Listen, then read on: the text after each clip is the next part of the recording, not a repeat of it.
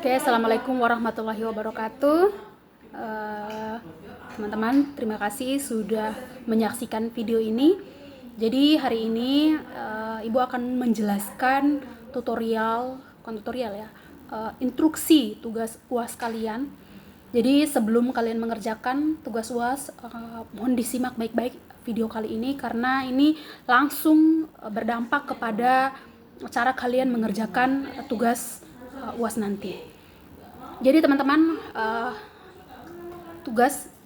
menjadi tugas UAS kalian adalah membuat karya ilmiah dengan judul dampak positif dan negatif teknologi pada kehidupan sehari-hari. Nanti kalian bisa lihat judul itu, kemudian juga PPT-nya saya akan kirimkan, saya simpan di deskripsi grup. Silahkan dibuka di slide pertama, dampak positif dan negatif teknologi pada kehidupan sehari-hari. Alasan pertama kenapa saya memberikan judul yang sama kepada kalian adalah kalau saya menemukan satu saja makalah yang mirip yang saya temukan ya di internet, misalnya langsung cepat begitu kedeteksi plagiasi, dapat internet, itu langsung saya cut. Begitu juga mirip dengan temannya. Misalnya copy paste punya teman, itu juga saya tidak akan terima. Jadi seperti sebelum-sebelumnya, maksimalkan cara pembuatan makalah kalian yang selalu saya arahkan yang baik begitu. Kemudian nanti di slide kedua disitu juga ada format makalah yang lengkap. Baiknya seperti apa semuanya, dari yang pertama dari cover sampai daftar pustaka. Begitu kalau lampiran, kalau memang ada, tapi kalau tidak juga tidak masalah. Ini dapat dilihat, nanti silahkan dibuka di PPT-nya. Saya tidak perlu menjelaskan lebih banyak terkait cover, daftar isi, kata pengantar, tapi yang paling penting di bagian bab 1 pendahuluan, latar belakang. Teman-teman masih ingat terkait penalaran ilmiah? Jadi tugasnya teman-teman adalah menjelaskan alasan latar belakang ya, di bagian latar belakang menjelaskan alasan kenapa tulisan itu atau judul yang kalian angkat ini menjadi penting untuk saya baca atau orang luar sana baca. Kemukakan alasan yang paling masuk akal dan berikan bukti-bukti yang mendukung. Kenapa orang harus tahu tulisan kalian? Kenapa kalian harus menulis tulisan ini begitu, menulis judul ini, seperti itu. Begitu juga rumusan masalahnya. Rumusan masalah cukup menambahkan bagaimanakah atau apakah dampak positif dan negatif dari penggunaan internet dalam kehidupan sehari-hari. Begitu juga tujuannya untuk mendeskripsikan. Oke, ini juga dapat teman-teman bisa menyesuaikan. Di bab 2 pembahasan, di sini saya sudah menyimpankan beberapa alur pikir yang harus teman-teman punya jawabannya gitu. Ada pertanyaan, Ibu, bagaimana dengan apakah misalnya saya boleh memasukkan penjelasan yang misalnya tidak ada dalam pertanyaan-pertanyaan ini. Misalnya pertanyaan pertama, apa masalah yang dibahas dalam makalah? Tidak masalah, penyaji bebas mengungkapkan apa yang didapatkannya. Tetapi pertanyaan-pertanyaan ini bisa dibilang apa ya, kerangka yang saya berikan ini sebagai tolak ukur supaya teman tidak melebar kemana-mana. Itu jelas yang dibahas, karena untuk penulis pemula biasanya itu masih bleber begitu ya, masih melebar kemana-mana pembahasannya begitu. Jadi saya berikan alur pikir supaya teman-teman dari awal hingga akhir jelas apa yang mau dibahas. Karena ini adalah temuan hasil kalian sendiri, silahkan gunakan internet semaksimal mungkin, pencarian data semaksimal mungkin. Tentunya boleh menggunakan sumber yang sama tetapi isinya berbeda. Misalnya teman-teman mau ambil satu makalah dalam jurnal misalnya, ingat gunakan kekuatan parafrase supaya tidak kena plagiasi. Tapi tidak masalah juga, yang penting jangan mirip. Kalau saya dapat satu makalah yang sama dengan temannya, itu langsung saya baru lihat dari bentuknya dulu, secara teknisnya dulu. Iya sayang.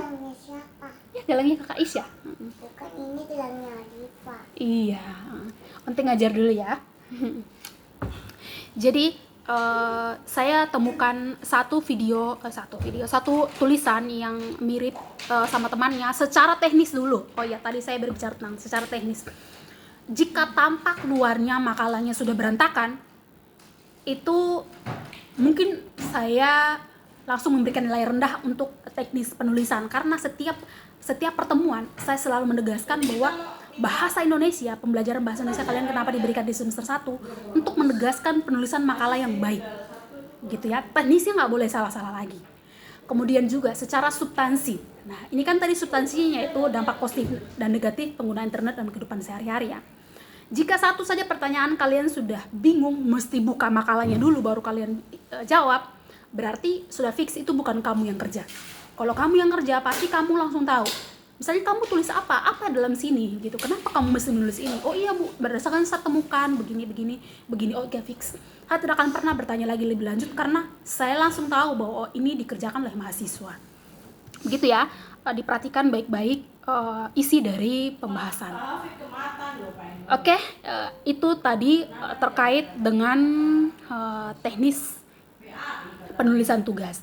Di sini juga saya akan menyimpan di deskripsi juga sebuah link terkait dengan instrumen penilaian UAS.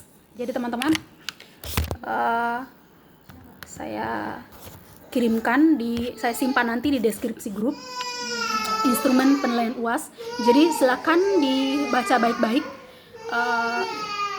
terkait apa saja yang perlu layout, apa saja yang perlu ada dalam makalah kalian ini, dan perhatikan sumbernya. Jadi di sini saya berikan daftar rujukan ya, sumber rujukan 10 tahun terakhir jurnal nasional. Jadi 10 tahun terakhir dan itu minimal 10 jurnal. Minimal ini. Kemudian saya sudah berikan blok warna kuning untuk internasional, buku nasional dan buku internasional. Itu opsional, boleh ada, boleh tidak. Di paling bawah dari instrumen penilaian UAS ini, saya sudah berikan teknik penulisan daftar pustaka. Jadi teman-teman, misalnya teman-teman dapat referensi-referensi dari, biasanya teman-teman akan dapat dan biasa menggunakan website begitu. Upayakan pada saat menggunakan website adalah website terpercaya, bukan lambe-tura begitu, karena ini tulisan ilmiah. Kita bersepakat tulisan ilmiah adalah yang bisa dibuktikan kebenarannya, yang by data. Walaupun teman-teman mengungkapkan pendapat harus didukung oleh data dan fakta. Seperti itu. Ya, di sini paling bawah teman-teman saya sudah sertakan paling bawah dari instrumen penilaian itu aturan penulisan daftar pustaka dari beberapa sumber. Pertama dari buku, jurnal nasional dan internasional, kemudian dari website. Itu sudah harus ada, dan penjelasan ini teman-teman bisa langsung mengikutinya juga dengan membuka link di deskripsi seperti itu ya. Kemudian juga nanti ada 3 link yang akan saya hadirkan, dan terakhir adalah link UAS. Di dalam link itu adalah link prodi kamu yang harus kamu isi. Misalnya kamu tugas dari prodi akuntansi, maka kamu hanya boleh mengisi di prodi akuntansi saja UASnya begitu. Jangan sampai salah kamar. Karena kalau misalnya salah kamar, saya harus memeriksa misalnya namamu tadi akuntansi, padahal kamu misalnya dari prodi penjas. Pada saat saya mencari di prodi penjas, kamu kan sudah nyasar di akuntansi, otomatis saya anggap kamu tidak mengerjakan UAS. Seperti itu. Jadi perhatikan prodimu, perhatikan ruanganmu, jangan salah masuk kamar. Demikian informasi video ini. Teman-teman saksikan dengan seksama videonya. Jika ada yang belum dipahami, boleh disaksikan sekali lagi, diputar sekali lagi videonya, dan bisa sambil membuka link berkasnya untuk bisa menyesuaikan apa yang baru saja saya jelaskan. Demikian penjelasannya. Sampai jumpa di UAS.